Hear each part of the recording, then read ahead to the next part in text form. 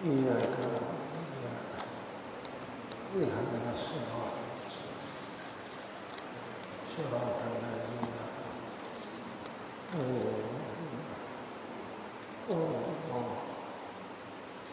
السلام عليكم ورحمة الله وبركاته. الحمد لله رب العالمين والصلاة والسلام على أشرف الأنبياء والمرسلين وعلى آله وصحبه أجمعين.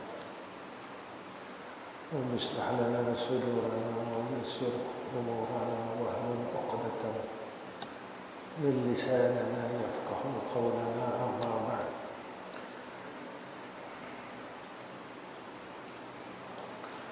بسم الله الرحمن الرحيم.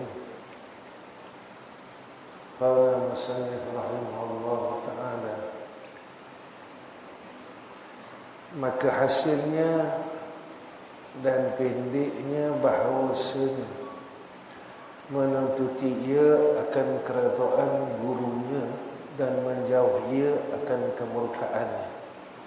Ini di antara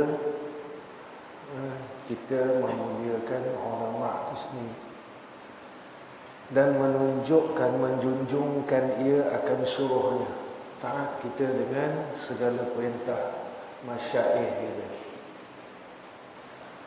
Pada lainnya daripada maksiat Allah Ta'ala, maknanya jangan kita boleh taat dengan guru kita, dengan syekh kita, melainkan dengan perintah maksiat. Jika maksiat haram, begitu juga dengan mak ayah. Jika mak ayah kita memerintahkan kepada kemaksiatan, pada ketika itu boleh kita ingkar, ya, boleh kita ingkar, tak berdosa.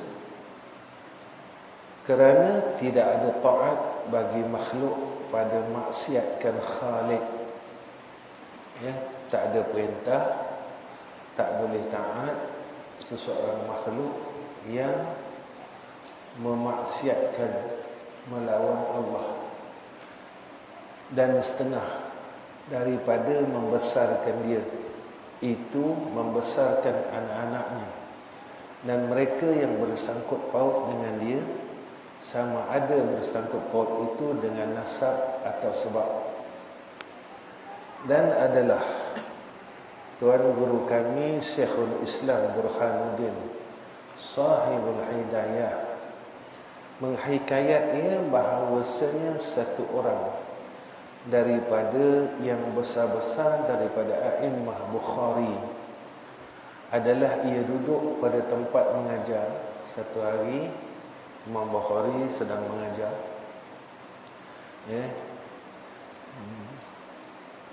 adalah ia duduk pada tempat mengajar, yakni adatnya demikianlah, dan adalah ia berdiri pada tengah-tengah mengajar. Pada beberapa waktu, tiba-tiba Imam Bukhari bangun. Kejap kan dia duduk, kejap dia bangun, ya, dan bertanya mereka itu daripadanya. Murid dia pun bertanya, kenapa Tuan Guru kejap bangun, kejap duduk? Berkata ia bahawasanya anak Tuan Guruku bermain-main ia serta budak-budak pada tengah-tengah jalan, dan datang ia pada setengah ketiga kepada pintu masjid. Maka apabila aku lihat akan dia, nescaya aku berdiri baginya kerana membesarkan bagi guruku yang ialah membesarkan bagi guruku yang ialah Qadi Imam Fakhruddin, ya, Imam Fakhruddin, siapa nama? Takut salah.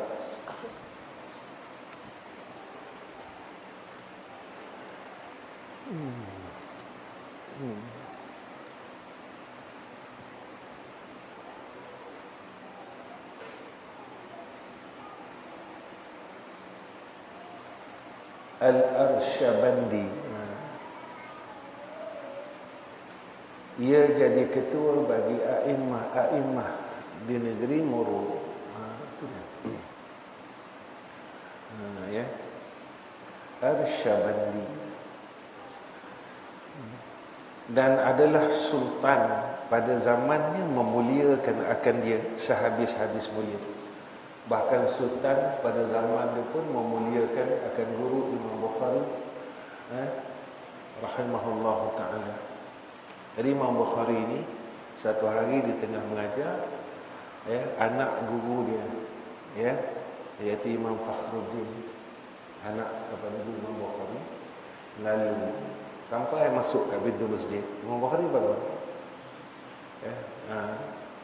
kerana memuliakan akan guru dia tu, lalu dia memuliakan anaknya sebab memuliakan guru.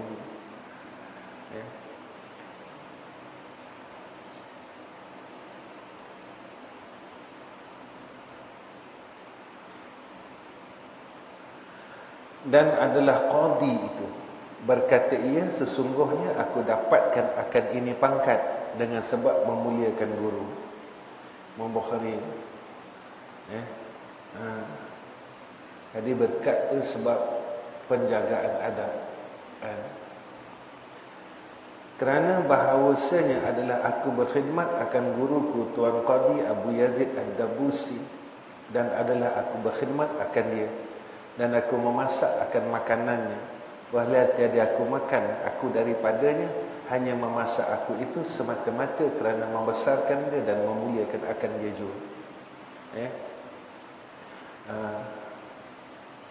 Oh, ini qadi kat sini Imam Fakhruddin. Jadi mereka ni bukan sekadar mereka ini menjaga ilmu, tetapi mereka juga menjaga penjagaan adab itu sendiri dengan ahlul ilmi.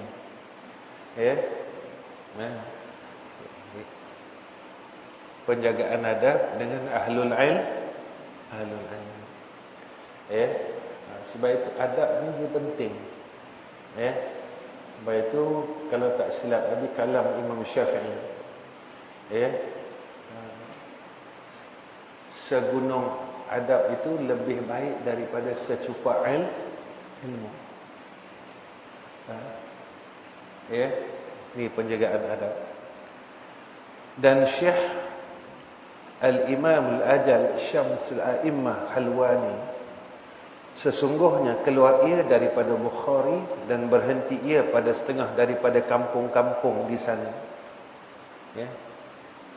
Pada beberapa hari, dengan sebab jatuh baginya satu perkara yang menyebabkan baginya pada keluarnya daripada negeri kepada kampung itu.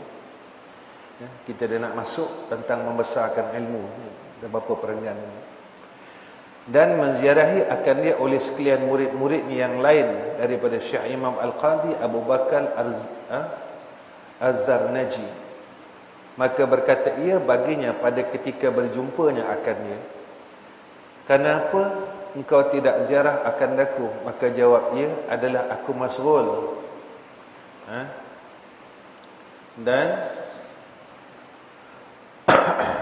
dan ralik dengan berkhidmat akan ibuku. Berkata ia, direzekikan akan dikau dengan umur, dan tiada direzekikan akan dikau dengan perhiasan mengajar dan keelokannya. Tiba-tiba Tuan Qadi itu jadi seperti itu sesungguhnya kerana bahawasanya ia pada kebanyakan waktunya duduk ia di kampung, dan tiada peraturan baginya oleh mengajarnya. Kerana bahawasanya penuntut ilmu itu ada mereka itu di dalam negeri, tidak di kampung-kampung. Maka siapa yang mempersakiti daripadanya oleh gurunya, nescaya diharamkan berkat ilmu. Maknanya siapa yang menyakiti akan guru dia, hilang ilmu dia, hilang berkat. Jadi apabila kita ni keluar daripada kampung, keluar pergi, kita pergi ziarah, jangan lupa ziarah guru kita, orang yang pernah mengajar kita, siapa pun lah orang yang pernah mengajar kita ni tadi, maka satu, apabila kita bertemu dengan guru kita, jangan lupa minta doa. Jangan lupa minta doa. Dan jangan lupa mohon keberkatan. Doakan barakah hidup. Sebab itu kadang-kadang kita tak tahu kesilapan yang kita buat dengan syekh itu. Sebab itu kata ulama, fitnah yang paling besar pada seorang murid ialah murid yang paling hampir dengan guru dia. Yang ni fitnah paling besar. Murid yang paling guru dia sayang, murid ni paling susah untuk jaga hadap. Fitnah paling besar. Sebab apa? Sebab bila kita dekat dengan guru kita, ketika itu, sebab Abi pernah jumpa berlaku dalam perjalanan masa Abi belajar dulu. Dia ni orang kanan guru. Jadi satu hari dia membuat keputusan, dia rasa dia orang paling dekat dengan dia. Dia membuat satu keputusan pengajian tu, sehinggalah tuan guru kita, kami ni tak tahu. Dan tuan guru tanya siapa yang buat keputusan, bukan daripada saya. Sebab itu kadang-kadang orang yang paling hampir dengan guru ni lah orang yang paling susah untuk menjaga adab-adab sesuatu perkara. Sebab itu keberkatan ini dia akan datang apabila kita kuat dalam penjagaan adab itu. Begitu juga dengan mak ayah. Lagi kuat kita jaga adab dengan mak ayah, lagi berkat hidup itu. Tinggi penjagaan adab kamu dengan ibu bapa kamu, berkat hidup kamu. Jadi kenapa Habis selalu sebut bila dikaitkan dengan guru, Habis suka kait dengan mak ayah? Sebab mak ayah ini kata ulama ialah ibu bapa dunia, dan guru itu ibu bapa akhirat. Wajib jaga. Macam mana kita nak keberkatan hidup, jaga mak kita, jaga ayah kita. Siapa yang masih ada ayah, masih ada mak, jaga adab. Walaupun adik-beradik lain tak boleh jaga macam kita jaga, jadi mudah-mudahan bila kita buat, dia mempengaruhi adik-beradik kita. Sebab dakwah ni dia ada dua jalan. Satu dipanggil dakwah bil lisan. Kita cakap, kita tegur, kadang-kadang tak mau. Maka ada lagi satu jalan, dinama dakwah bil hal.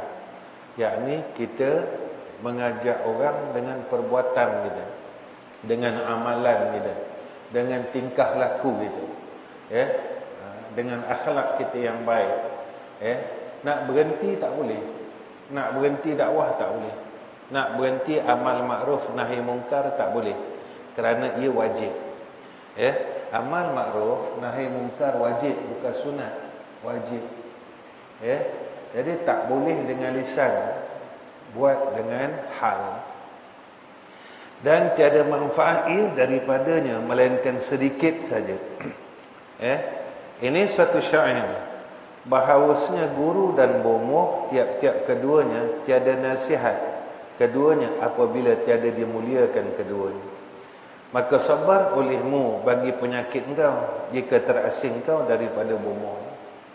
Tabib, kalau tak dengar nasihat tabib, penyakit tak baik. Dan memadalah olehmu dengan jahil engkau jika terasing kau daripada gurunya. Kalau kita tak dengar kata guru kita,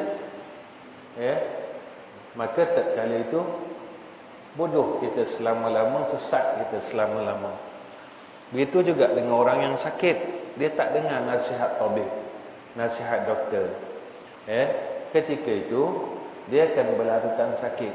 Sebab itu sakit pada zahir orang akan ambil tahu. Tapi bagi contoh, doktor kata jangan makan gula banyak kalau kencing manis, garam kena kurangkan kalau darah tinggi. Orang akan ikut. Tapi selalunya orang tak ikut nasihat tabib akhirat, iaitu doktor akhirat. Siapa dia? Ulama. Ulama kata begini-begini, nanti hasad. Ulama kata jaga hati, nanti riak. Ulama kata jaga hati, aman, berpelihara, nanti sombong. Orang tak peduli.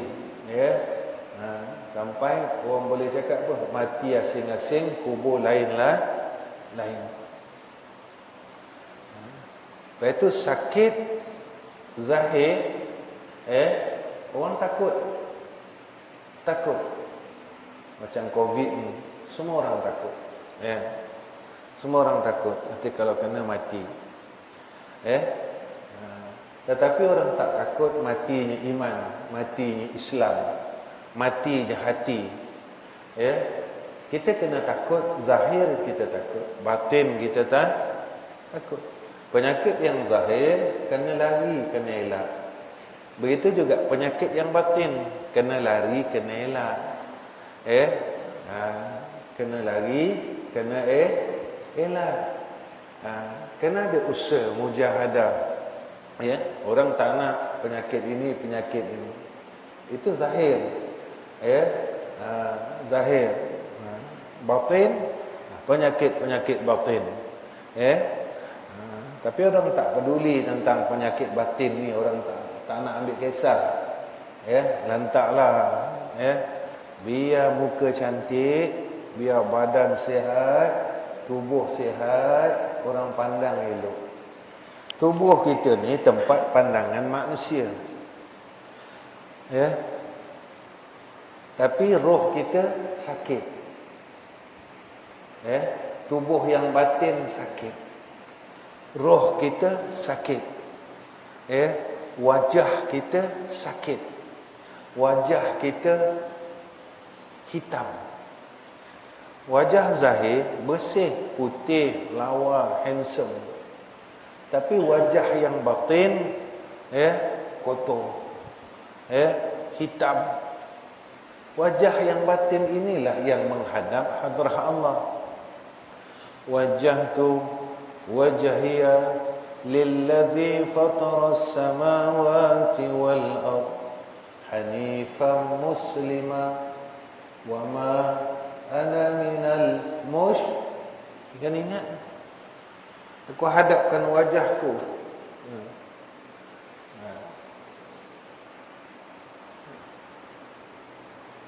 Hadapkan wajah kita kepada wajah, akan wajah yang memiliki bumi dan langit. Wajah yang mana? Diri yang mana? Diri yang cenderung kepada Islam. Dan diri yang tidak mensekutukan Allah Subhanahu wa taala. Sebab orang yang syirik Allah benci. Antara dosa yang besar, dosa pertama sekali, dosa besar pertama sekali, iaitu dosa mensyirikkan Allah. Hanifan muslimah. Apa itu wajah ini? Wajah yang menghadap Allah. Betul. Hadis selalu cakap, badan boleh sujud dengan Allah, kepala boleh sujud dengan Allah. Tapi yang mempunyai kepala tak nak sujud dengan Allah.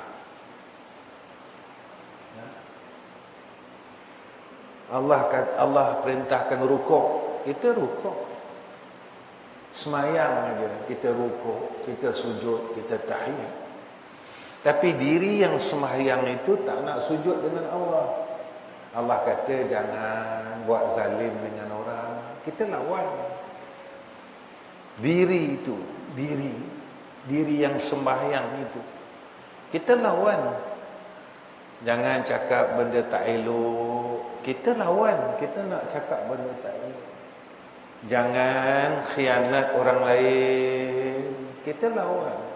Jangan pemarah, gunakan marah itu pada yang diluluskan oleh syarak, kita lawan.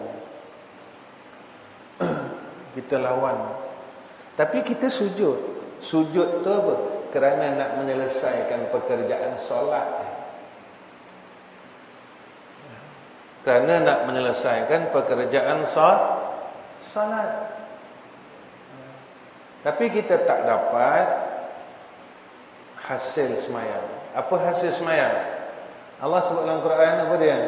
Innas salata tanha 'anil fahsya'i wal munkar.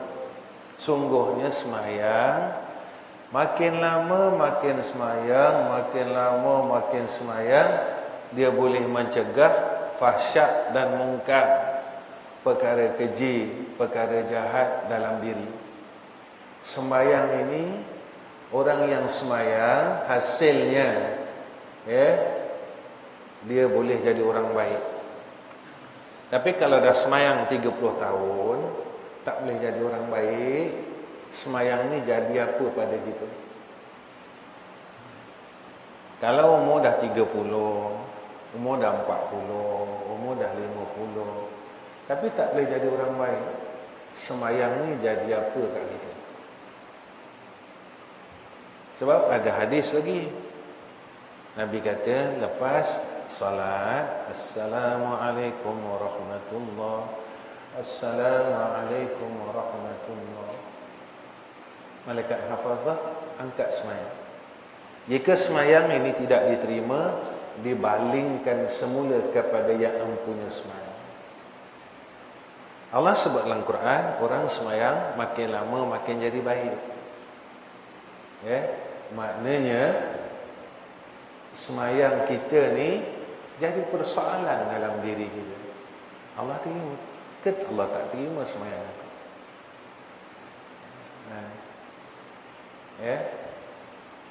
Itu orang yang menjaga semayang.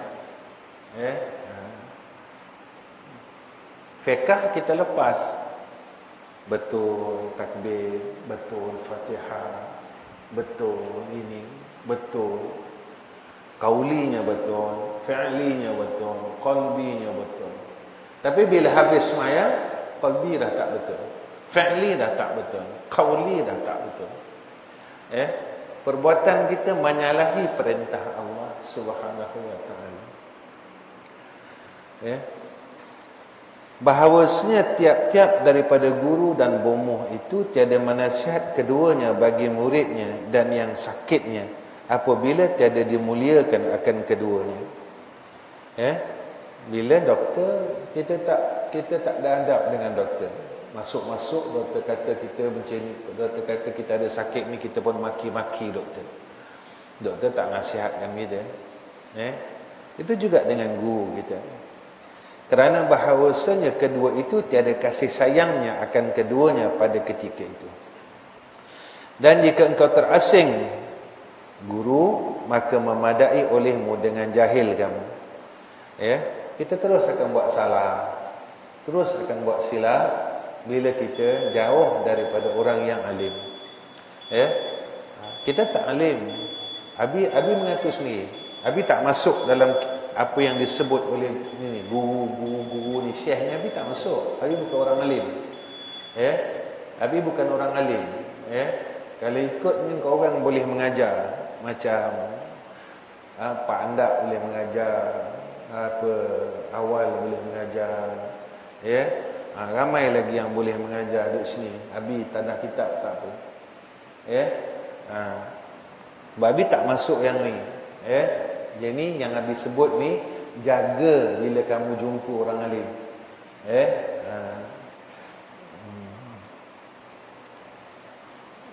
Abi tak masuk ni, sini Abi tak masuk. Abi cuma baca je.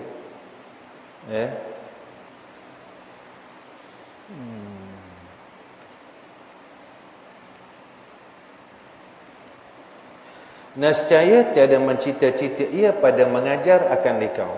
Bila dia tak sayang kita, bila dia tak suka kita, pada ketika itu dia tak nak didik kita, dia tak nak tarbiyah kita. Sebab itu kena jaga. Bila guru kita ni, dia buat tak pandang kita, dia buat tak reti kita, dia tak nak tegur kita, dia biarkan kita buat salah, biar. Yang ni jaga. Yang ni jaga.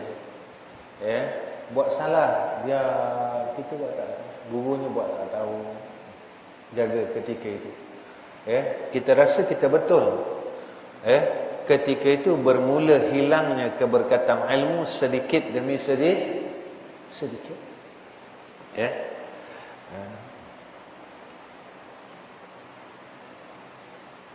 Berkat itu hilang.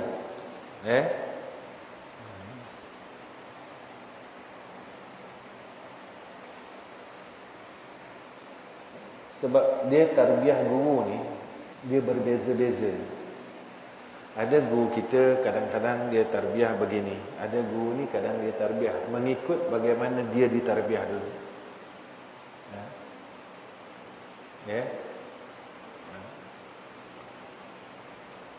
Macam mana didikan ni, cara kaedah ni.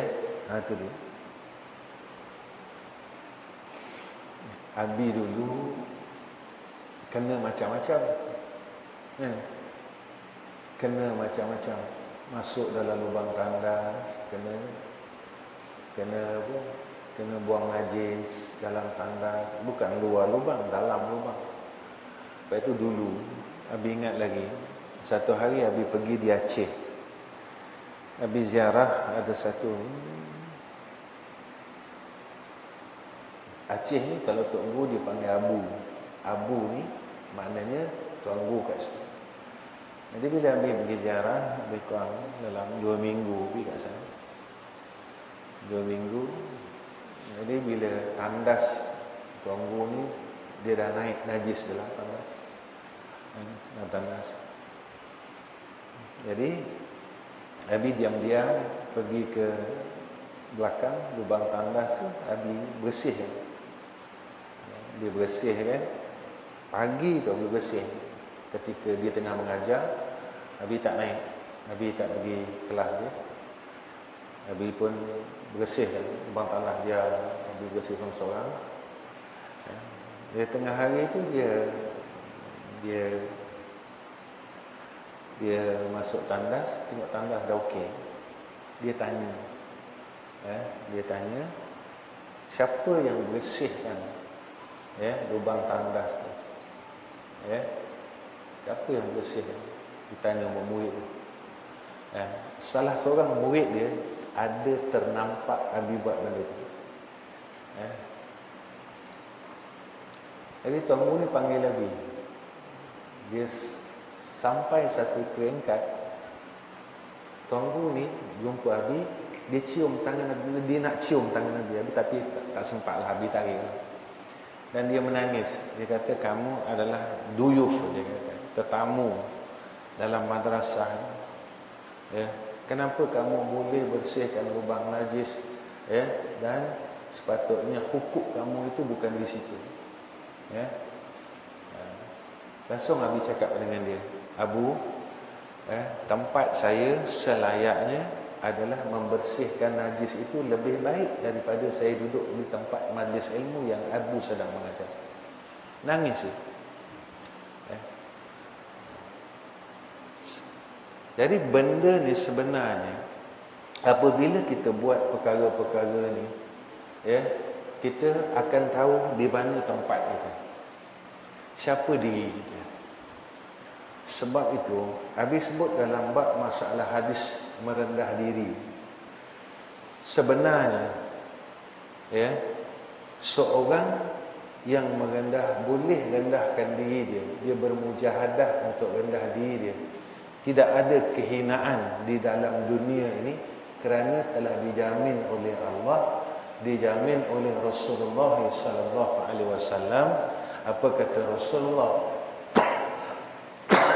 sallallahu alaihi wasallam? Orang yang merendah diri ini, kata Nabi sallallahu alaihi wasallam, tempatnya diangkat oleh Allah Subhanahu wa taala. Dan orang yang membesarkan dirinya, tempatnya akan dihinakan oleh Allah Subhanahu wa taala dunia dan akhirat. Bila Nabi sebut macam tu, kita tak akan dapat kehinaan.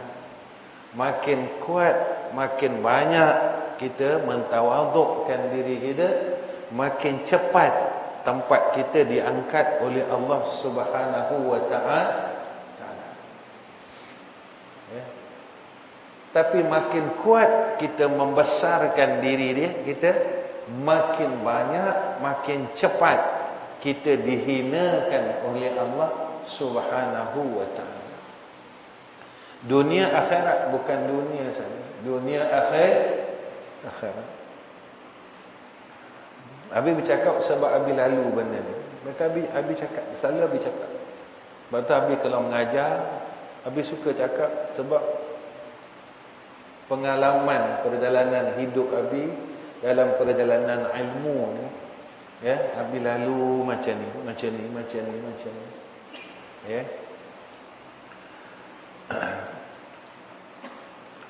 Maka hendaklah sabar ia atas sakitnya, dan jangan keluh kesuh kat sini lagi, kerana tiada manfaat padanya oleh ikhtiar bomoh ni. Ya. Apabila terasing oleh yang sakit daripadanya, maka hendaklah sabar ia atas sakitnya, dan jangan keluh kesuh lagi, kerana tiada manfaat padanya oleh ikhtiar bomoh. Dan dihikayatkan bahawasanya Khalifah Harun al-Rashid di Baghdad menghantar ia akan anaknya kepada Asma'i, dan iaitu satu syekh daripada masyaikh Arabiyah, supaya mengajar ia akan ilmu adab dan ilmu lain. Maka melihat Khalifah akan Syekh Asma'i pada satu hari, berwuduk ia dan membasuh ia akan kakinya, walhal anak tuan Khalifah mencucur ia akan air atas kakinya. Maka mencerca Khalifah pada demikian itu. Maka berkata ia, sesungguhnya menghantar aku akan dia kepada engkau, supaya engkau mengajar akan dia dan memperbuat akan dia. Maka kerana apa engkau tidak menyuruh akan dia dengan bahawa mencucur ia akan air dengan salah satu daripada dua tangan, dan menggosok ia dengan salah satu lagi akan kaki engkau? Maka sabitlah dengan ini bahawasanya membesarkan guru itu lazim dan mesti. Ya. Khalifah Harun al-Rashid hantar anak kepada seorang ulama Asma'i. Kata orang Khalifah nampak anak dia curahkan air kepada guru dia, iaitu Syekh Asma'i. Khalifah Harun al-Rashid marah tu bukan marah sebab anak dia curahkan air pada guru dia. Dia marah, kenapa kau tak gosok kaki guru kau? Kenapa kau tak gosok tangan guru kau? Kenapa kau curah aja air? Nampak tak? Ya. Kalau mak ayah kamu macam mana? Anak saya kena dera dekat madrasah. Ya. Tak? Ya, kalau kamu ada guru kamu minta tolong itu ambillah. Ya tak? Ambillah. Tak bolehlah macam ni. Itu dia. Kita sebenarnya kita tak tahu apa yang akan berlaku dalam hidup ini. Dari orang yang apabila dia dalam hidup dia jaga adab ilmu, dia jadi orang baik. Jadi kita berharap semoga Allah berikan kepada kita ketentuan hidup yang baik.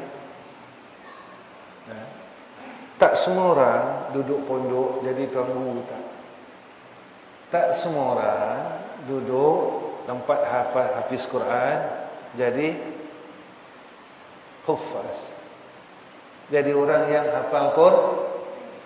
Tak semua orang yang hafiz Quran dimuliakan dengan Quran.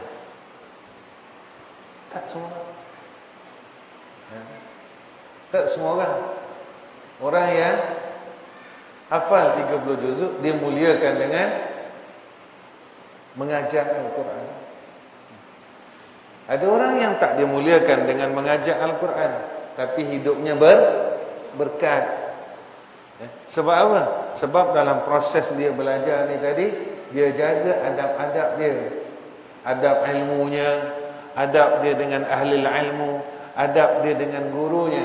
Walaupun dia tak dapat mengajar. Tapi pernah jumpa ada satu hamba Allah Ya, dia tak mengajar di masjid-masjid. Tapi apa yang berlaku zaman hidup dia? Dia menterjemahkan kitab-kitab Arab kepada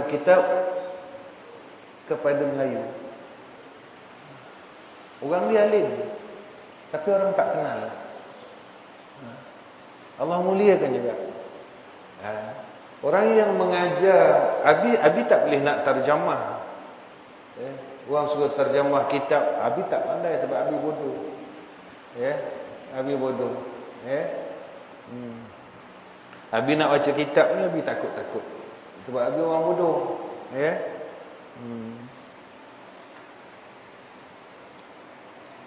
Dan setengah daripada membesarkan ilmu itu, masuk pada bab membesarkan ilmu. Habis cerita bab guru. Habis cerita bab guru tadi. Dan setengah daripada membesarkan ilmu itu, membesarkan kitab yang ia mutalaah akan dia. Makna jaga kitab. Betul orang dulu-dulu kitab ni dia letak, dia pegang. Betul guru Abi, dia cukup marah kalau orang pegang kitab tangan kiri. Dia tak bagi pegang kitab tangan kiri. Dia kata tidak membesarkan kitab. Kemudian jangan kitab-kitab kat bawah. Kami dulu semua kalau tak ada rehan, dia suruh angkat, pegang. Dia suruh macam tu, suruh pegang. Kerana di antara salah satu sebab iaitu membesarkan akan ilmu itu sendiri. Dan mengaji ia daripadanya, belajar. Maka sayugianya bagi menuntut ilmu bahawa tiada mengambil ia akan kitab melainkan dengan ada wuduk. Sebab menjaga adab dengan kitab tadi. Lalu orang tanya, takkan pegang kitab kena ada wuduk? Yang belajarnya pegang Quran kena ada wuduk. Pegang Quran yang tu wajib. Pegang kitab yang ni adab. Adab kita dengan saya tak nak ada wuduk. Tak apalah, tak ada masalah. Sebab ulama diajar kita tentang adab dengan kitab. Sebab dalam kitab ini adanya hadis, dalam kitab ini adanya Quran. Dalam penjagaan adab itu sendiri. Saya tak nak adab-adab ni, saya nak ilmu terus. Tak ada masalah. Sebab natijahnya akan berbeza-beza. Natijahnya akan berbeza-beza. Sama dengan orang berniaga. Orang berniaga, saya nak berniaga jujur, walaupun untung tak banyak. Saya nak berniaga, tak nak jujur. Untung nak banyak, nak buat secara tipu, nak untung berlipat ganda. Buat tak apa, tak ada masalah. Tapi natijahnya berbeza-beza. Yang Nabi kata tak ada masalah apa. Kalau tipu dalam perniagaan, untung sampai berlipat-lipat kali ganda, tipu timbangan, itu satu dosa. Baik kita ketepikan masalah dosa dulu. Orang yang berniaga ikut betul, untung tak banyak, tak tipu, cakap betul. Apa natijahnya? Yang betul, natijah hidupnya berkah. Yang tidak betul, natijah hidupnya tidak berkah. Memang duit tu banyak, tapi hidup tak berkah. Percayalah. Masalah berulang-ulang, hati tidak akan tentram, jauh dengan rahmat Allah. Kita pilih je. Kita nak jalan mana? Sebab Allah jadikan di dalam dunia ini berpasang-pasangan, dan tempat kita di akhirat juga dibagi pilihan. Nak syurga atau kita nak neraka. Ilmu pun macam tu. Kamu nak jadi ilmu, nak jadi ahli ilmu yang nak duduk jannah Allah, ataupun nak jadi ahli ilmu yang nak duduk neraka Allah? Kamu nak jadi penuntut ilmu yang duduk jannah Allah, ataupun kamu nak jadi penuntut ilmu yang nak duduk neraka Allah? Semua sama. Jadi ayah pun macam tu. Kamu nak jadi ayah yang nak duduk jannah Allah, nak jadi ayah yang duduk neraka Allah. Kamu jadi anak, kamu nak jadi anak yang nak duduk jannah Allah, atau anak yang nak duduk neraka Allah? Mudah aja, kamu pilih. Kamu pilih. Sebab Allah bagi kamu akal, Allah bagi kita akal, Allah bagi kita ilmu. Dan Al-Quran telah siap, hadis telah ada, ulama-ulama telah bagi tahu kepada kita. Kita nak ikut mana? Ikutlah. Sekarang kan orang sebut kan, ikut Al-Quran, ikut hadis. Memanglah Al-Quran wajib ikut, hadis wajib ikut. Persoalannya kita ikut atau tidak. Hukum dah ada pada Quran, hukum dah ada pada hadis, kita ikut atau tidak. Persoalannya, kita ikut tak Quran? Kita ikut tak hadis? Ini persoalannya. Hadis memang ada, Quran memang ada, dalilnya begini, Quran dan hadis. Tapi cukup ke sekadar kita tahu dalil, tapi kita tak beramal dengan dalil tersebut? Kita tahu dalilnya begini, kita beramal tak dengan dalil tersebut? Quran yang cakap macam ni, kita beramal tak dengan Quran itu sendiri? Yang tu habis selalu tekankan benda yang sama.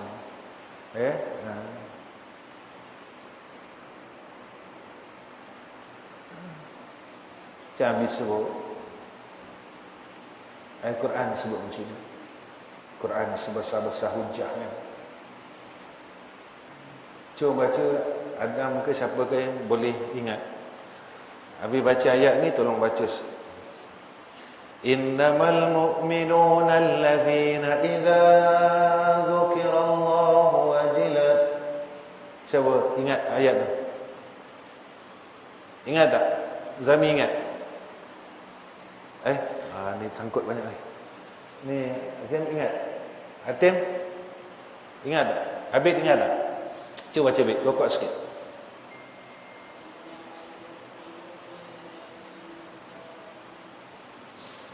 Sangkut juga.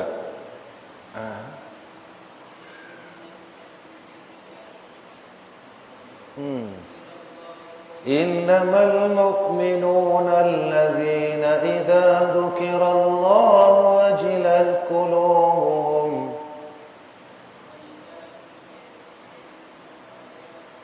zadatuhum imana wa ala. Lagi? Habis, nampak? Habis Quran. Habis Quran. Tak apa, ambil 3 sifat dulu. Innamal mu'minuna alladhina idza dzukirallahu wajilat qulubuhum wa idza tuliyat 'alaihim ayatuhu zadatuhum imana wa 'ala rabbihim yatawakkalun. Tengok, kita ada tak benda tu? Bahawasanya, mana tak ada yang lain. Orang mukmin, idza dzukirallahu wajilat qulubuhum, bila dia dibacakan ayat Allah, hatinya rasa takut dengan Allah. Ini orang mukmin. Sifatnya ada tak kat kita? Kita zikir, kita tasbih, hati kita rasa gementar dengan Allah. Ataupun kita tak rasa apa-apa. Allah sebut dalam Quran, orang mukmin bila dibacakan ayat Allah, hatinya rasa Kalau tak rasa, siapa? Satu. Wa idza tuliyat 'alaihim ayatuhu zadatuhum imana. Setiap kali dia dengar Al-Quran, iman dia bertambah. Ulama kata, tanda iman bertambah, amalannya bertambah. Kalau tak bertambah, Allah sebut bahawasanya orang mukmin. Kalau tak tambah, siapa kita? Dua. Wa 'ala rabbihim yatawakkalun. Dan ke atas Tuhan mereka, siapa dia? Mereka bertawakal. Ini kalam Allah, Al-Quran. Kita tahu yang ni Al-Quran, tapi kita ada tak dalam kalam itu? Yang ni selalu Abi pesan, jangan sekadar tahu, tetapi kita kena berusaha. Rasa risau, Allah sebut macam ni, orang beriman macam ni, tapi sifat ni aku tak ada. Bila sifat ni aku tak ada, macam mana? Sifat orang beriman kita tak ada. Macam ada ilmu tapi sifat ahli ilmu tak ada, bermakna tak ada makna tak lepas lagi. Tak lepas lagi kita. Kita tak ada rasa apa-apa. Zikir tak ada rasa apa-apa. Semayang tak ada rasa apa-apa. Jadi perjalanan kita masih jauh. Mujahadah kita masih jauh. Masih jauh.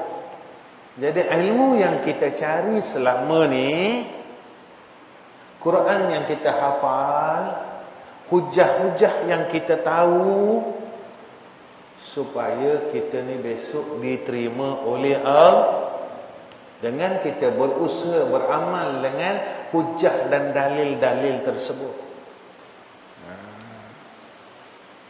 Itu dia. Bukan sekadar kita tahu. Tahu ni, tahu saja tidak penting. Tahu aja, dia jadi hampas, dia jadi kosong, dia jadi sia-sia.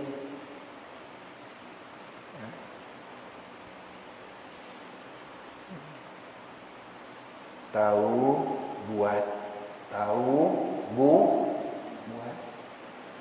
Kalau kita tahu sikit, kita terus buat, lalu Allah akan berikan pengetahuan lagi.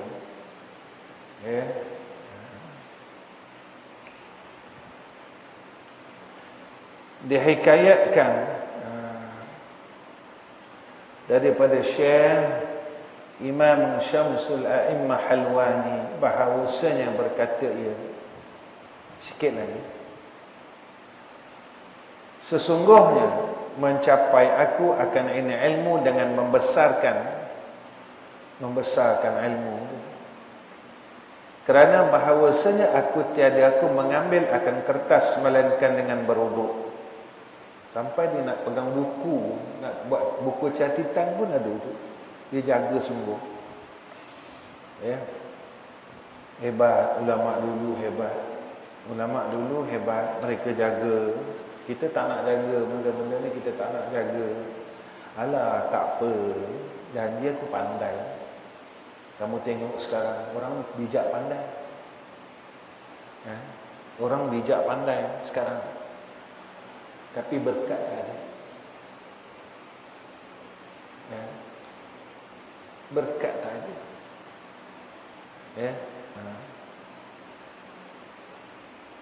Sekarang orang bijak, orang pandai cakap tu, pandai cakap, tapi tak ada berkat. Mufti bercakap, orang boleh komen lagi. Ya. Dulu orang dengar cakap mufti. Sekarang tak, mufti berfatwa, kita boleh fatwa atas fatwa. Hebatlah kita. Kita lebih hebat daripada mufti. Ada? Betul Nabi cakap, besok bila dah nak kiamat, ulama tinggal sikit. Qalilul ulama wa kathirul khutaba. Banyak orang boleh bercakap. Besok kata Nabi, bila dah nak kiamat, orang jahil akan keluar fatwa.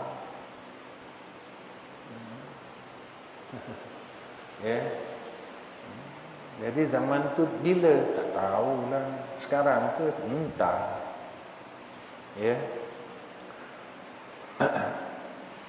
Jadi takutlah kamu semua. Dengan Nabi sekali kena takut. Jangan kita duduk pada tempat tersebut. Na'udzubillahi min zalik. Ya Allah. Itu guru Abi pesan, jangan malu cakap saya bodoh.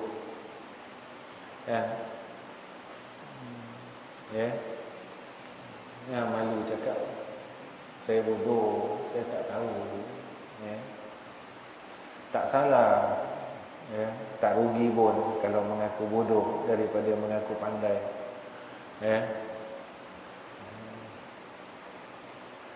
Dan bahawasanya Syekh Imam Syamsul Aim Asy-Syarhi adalah ia sakit perut dan adalah ia mengulang-ulang akan pengajarannya yang ia mutalaah akan dia pada satu malam, maka berwuduk ia pada demikian itu malam 17 kali, kerana bahawasanya tiada mengulang-ulang ia melainkan dengan berwuduk.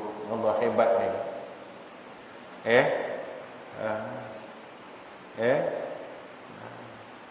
Sakit perut, terkentut-kentut, terberak-berak, habis kentut, ambil semayang sampai 17 kali ambil semayang, sebab dia nak matlaah kita. Bermula kenyataan yang demikian itu kerana bahawasanya ilmu itu nur dan wuduk itu pun nur, maka bertambah-tambahlah oleh nur ilmu dengan nur wuduk. Kenapa kena ambil semayang? Ilmu cahaya, wuduk pun cahaya. Jadi kalau nak buka kitab, nak pegang kitab, jangan lupa ambil air semayang. Kena ada wuduk, jaga wuduk. Wuduk kena jaga, semua kena jaga. Baik. Jadi insya-Allah bila kita jaga adab kita dengan ilmu, hidup kita berkat. Hidup berkat. Jaga hidup berkat dan jangan sombong sebenarnya. Sebenarnya bila kita ada kesombongan dalam diri, dan Allah membenci orang yang sombong. Jadi bila kita tengok diri kita, aku ni siapa? Kita sedar yang kita hamba Allah. Hamba Allah ni tak ada sempurna. Nama pun hamba, tak sempurna. Kita jahil, miskin, tekuk, lemah. Semua orang ada buat silap. Abi ada buat silap, kamu juga ada buat silap. Bila kita semua sedar satu diri itu, tatkala itu kita sama-sama nak mengislahkan diri, perbaiki diri. Tapi jangan redha duduk tempat silap.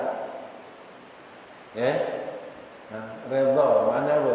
Suka dengan kesilapan, tak nak berubah langsung.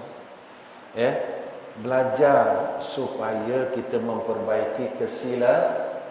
Allah sayang orang yang nak memperbaiki kesilapan. Jangan redha dengan silap. Alang-alang silap, lantak. Jangan macam tu. Dalam kita proses memperbaiki diri, dekat sini dia katakan harapan. Kita buat silap, kita memang bukan yang terbaik. Tak ada siapa yang terbaik. Dalam madrasah ni tak ada siapa yang terbaik. Bila kita memperbaiki kesilapan kita, ini dikatakan harapan, dipanggil raja. Harapan nak berusaha jadi orang baik.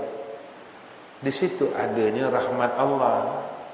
Rahmat itu datang bila kita ada harapan. Ya Allah, jangan kan bisa disebut jangan lantaklah. Perkataan ini kena jaga.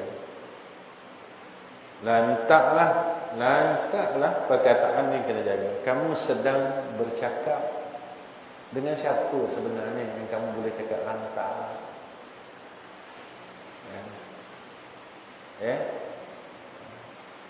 Allah perintahkan macam ni. Kamu nak lawan Allah secara tidak langsung. Kita tak mampu nak buat, jangan kita lawan. Tapi banyak benda yang perlu kita jaga. Secara tidak langsung, bila kita menunjukkan keengkaran kita, sebenarnya bukan engkar pada manusia. Pada hakikatnya engkar kita itu pada Allah. Engkar kita pada Allah. Sebab yang memerintahkan itu bukan manusia. Yang memerintahkan kebaikan itu adalah Allah. Tapi kita lawan dan kita tak sedar yang kita sedang lawan Allah. Cerita Bani Israel, mereka lawan dengan nabi-nabi yang terdahulu. Hakikatnya mereka melawan Allah. Kesudahannya apa? Tak ada kesudahan yang baik. Ceritanya semua kesudahan yang tidak baik. Memang zahirnya kaum Bani Israel itu melawan nabi-nabi terdahulu. Hakikatnya dia melawan Allah. Bagi kita tengok sekarang. Cukuplah ayat makaru wa makarallah wallahu khairul Kamu rasa kita hebat, kita boleh buat apa saja. Tapi Allah ada perancangan dia sendiri. Ini semua perancangan Allah. COVID-19 ini perancangan Allah. Siapa boleh? Semua benda yang berlaku dalam alam ini perancangan Allah. Tak ada siapa boleh lawan. Kita boleh buat apa? Kita ingat kita hebat. Kita ada plan. Tapi kita tak tahu apa perancangan Allah. Nabi kata bertakwalah pada Allah. Kita tak hebat mana pun, bertakwalah pada Allah. Tanamkan perasaan itu, takut dengan Allah. InsyaAllah bila kamu ada hati yang takut dengan Allah, kamu dalam bantuan Allah, Allah permudahkan segala urusan kamu. Allah angkat segala masalah kamu. Kerana itu janji Allah. Wa akhirul kalam. Wassalamualaikum warahmatullahi wabarakatuh. Bismillahirrahmanirrahim. Alhamdulillahirabbil alamin. Wassalatu wassalamu ala asyrafil anbiya wal mursalin wa ala alihi washabbihi ajma'in. Ya hayyu ya qayyum, ya hayyu ya qayyum, ya hayyu ya qayyum. Ya Allah, kurniakan kepada kami hati yang bertakwa kepada Engkau ya Allah. Ya Allah, kurniakan kepada kami hati yang malu dan bersyukur atas segala nikmat yang Engkau anugerahkan atas kami ya Allah. Ya Allah, pimpinlah hidup kami ya Allah. Ya Allah, pimpinlah hidup dua ibu bapa kami ya Allah. Ya Allah, pimpinlah hidup isteri dan anak-anak kami dan keturunan kami ya Allah. Ya Allah, Engkaulah segala-galanya atas kami ya Arhamar Rahimin. Ya Allah, Engkaulah wali kami ya Allah. Engkaulah pentadbir kami ya Arhamar Rahimin. Kami mengadu hal kepada Engkau zahir dan batin ya Arhamar Rahimin.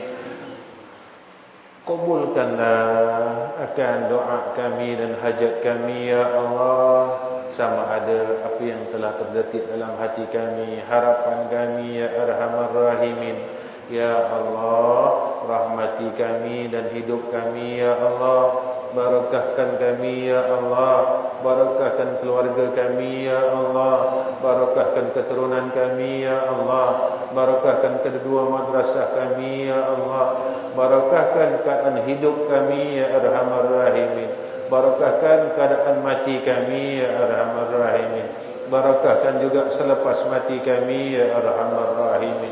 Allahumma ilaika nashku wa iyyaka narju an tadfa'a 'anna al-bala wal waba wal waba wal waba wal fitan wal mihan ma zahara minha wa ma batan ya Arhamar Rahimin. Ya Arhamar Rahimin, Ya Arhamar Rahimin, Ya Mujibas Sa'ilin.